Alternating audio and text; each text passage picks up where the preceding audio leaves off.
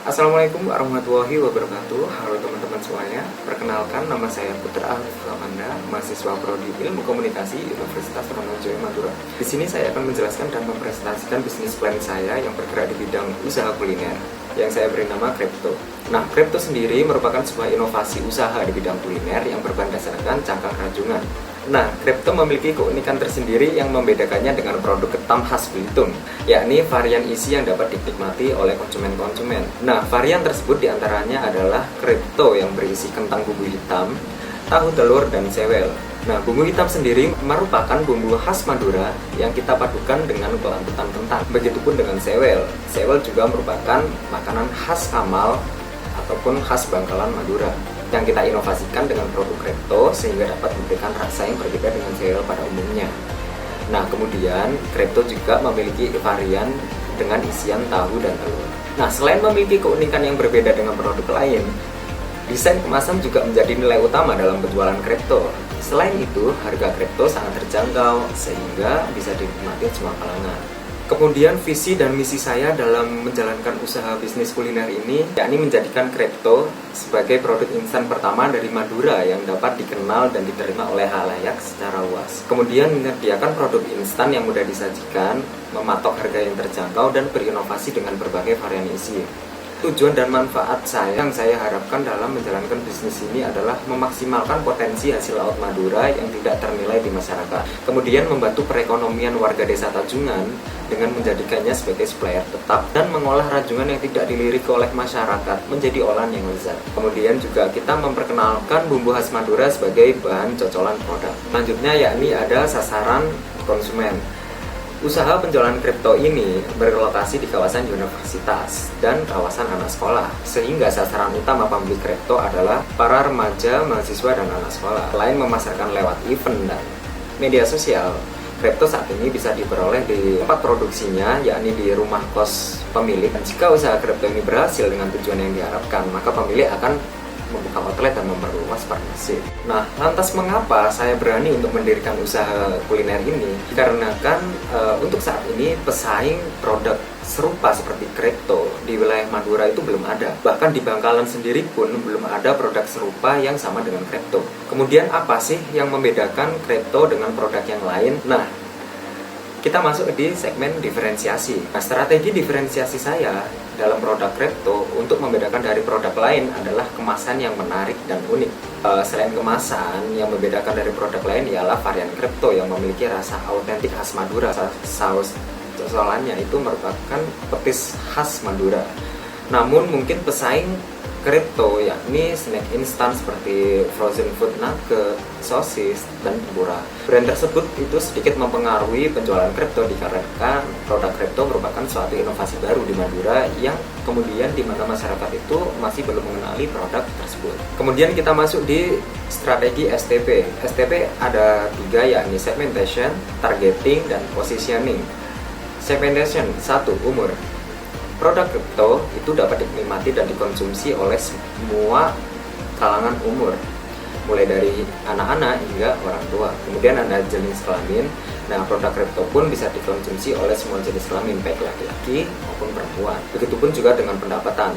Produk Kripto ini bisa didapatkan dan bisa dibeli oleh masyarakat yang memiliki pendapatan menengah ke bawah, dikarenakan harga Kripto yang sangat terjangkau sehingga Kripto bisa dinikmati semua kalangan, tidak hanya kalangan orang atas. Nah, kemudian targeting. Setelah mengetahui peluang pasar, tahap targeting merupakan tahap yang sangat penting dalam setiap usaha. Kripto sendiri mempunyai target pembeli dong, pastinya. Nah, target pembelinya adalah remaja dan mahasiswa. Hal ini disebabkan oleh lokasi produksi yang bertepatan pada kawasan universitas dan sekolah. Terlebih untuk para mahasiswa yang menyukai serba-serbi instan. Kemudian positioning. Kripto merupakan makanan yang bergizi dikarenakan proses pembuatannya menggunakan bahan yang higienis dan berkualitas tanpa menggunakan bahan pengawet. Kemudian ada promosi. Promosi yang kami lakukan ialah lewat media sosial Kripto. Caranya yakni aktif dalam membuat konten yang menarik dan endorse influencer untuk memperkenalkan produk Kripto ke khalayak secara luas. Selain lewat media sosial, kami juga melakukan promosi, sponsorship, dan ikut sebuah event dan ikut serta open tenan dalam sebuah event. Nah, jika dirasa berhasil dalam usaha kecil ini, saya akan membuka outlet di kawasan universitas agar nantinya remaja sekolah dan mahasiswa yang minat order bisa langsung melakukan pembelian secara offline. Kemudian juga ada pengembangan produk. Nah, setelah pengembangan pasar, selanjutnya yakni pengembangan produk yang kami lakukan adalah mempercantik desain kemasan agar konsumen tidak bosan dan konsumen tidak merasa monoton terus. Analisis SWOT. SWOT merupakan kepanjangan dari strength, weakness, dan opportunities. Strength ataupun kekuatan. Nah, produk kripto memiliki kekuatan seperti harga produk yang sangat terjangkau, kemasan yang menarik, rasa yang autentik Madura, tersedia berbagai varian dan rasa yang lezat.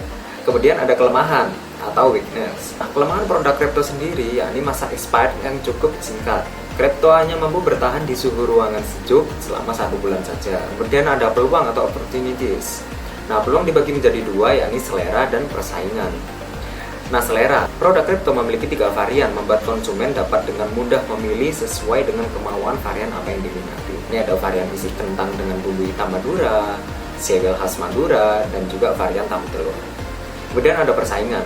Nah, melihat peluang usaha di Madura dengan produk sejenis yang belum ada, maka persaingan di produk kripto di wilayah Madura ini saya rasa sangat kecil. Jadi kemungkinan produk kripto ini akan sangat diminati oleh para konsumen.